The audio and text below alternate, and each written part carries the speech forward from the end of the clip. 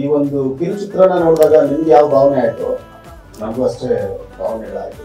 Because ನಾನು ಕಿರುಚಿತ್ರ ಮಾಡ್ಕೊಂಡೆ ಬಂದಂಥವನು. ನೆನ್ನೆ ಅಲ್ಲಿ, ಇವತ್ತಿಲ್ಲಿ, ನಾಳೆ ಈ ಜಾಗ ನಾನು ಅವ್ರು ಕೂತ್ಕೊಟ್ಟು ಮುಂದೆ ಹೋಗ್ತಾ ಇರಬೇಕು. ಹಿಂದೆ ಅವ್ರ ಹೆಸರು ಹಾಕೊಂಡಿರ್ತಾರೆ. ಫಸ್ಟ್ ಟೈಮ್ ನಾನು ನೋಡಿರೋದು ಅವ್ರ ಏನ್ ಡೆಸಿಗ್ನೇಷನ್ ಅಂತ, which is very good actually, because you should know what everybody ಏನ್ ಮಾಡಿದ್ದಾರೆ. ಸೊ ಈ ಪ್ಲೇಸ್ಗೆ ಅವರು ಬೇಗ ಬರಲಿ ಅಂತ ದೇವರಲ್ಲಿ ನಾನು ಪ್ರಾರ್ಥನೆ ಮಾಡ್ತೀನಿ. ಯಾಕಂದ್ರೆ ಒಂದು ಕಿರುಚಿತ್ರ ಮಾಡೋದು ಎಷ್ಟು ಕಷ್ಟ ಇರುತ್ತೆ ಅಂತ ನನಗೆ ಚೆನ್ನಾಗಿ ಗೊತ್ತು. ನನಗೆ ಎಲ್ಲ ಮೈನ್ಯೂಟ್ ಡೀಟೇಲ್ಸ್ ತುಂಬಾ ಇಷ್ಟ ಆಯ್ತು, including the back ground score, ಆ ಡೈರೆಕ್ಷನ್ ಆಗಲಿ, ಡೈಲಾಗ್ಸ್, ಅಂದ್ರೆ ಎಷ್ಟು ಬೇಕೋ ಅಷ್ಟೇ.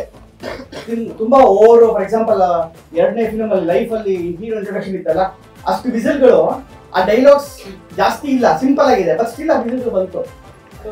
ದಯವಿಟ್ಟು ಕನ್ನಡ ಸಿನಿಮಾ ನೋಡೋಣ, ಥಿಯೇಟರ್ ಬನ್ನಿ, ನೀವೆಲ್ಲ ಥಿಯೇಟರ್ಗೆ ಬಂದು ಕನ್ನಡ ಸಿನಿಮಾ ನೋಡಿ. ಓಡಾಡಕ್ಕೆ ಹೊಡೆದಾಡಕ್ಕೆ ಬಲಿಯಾಗೋದು ಬಡವ್ರ ಮಕ್ಕಳೇ. ಹಾಗಾಗಿ ಹೊಡೆದಾಟ ಸ್ಕ್ರೀನ್ ಮೇಲೆ ಇರುತ್ತೆ, ಹೋರಾಟ ನಿಮ್ಮ ಮುಂದೆ ಇರುತ್ತೆ.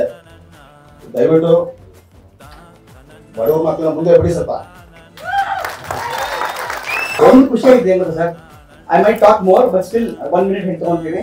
ಇಷ್ಟು ಜನ ಒಂದು ಸಿನಿಮಾಗೆ ಬಂದ್ರೆ ಸಿನಿಮಾ ಗೆಲ್ಲುತ್ತೆ.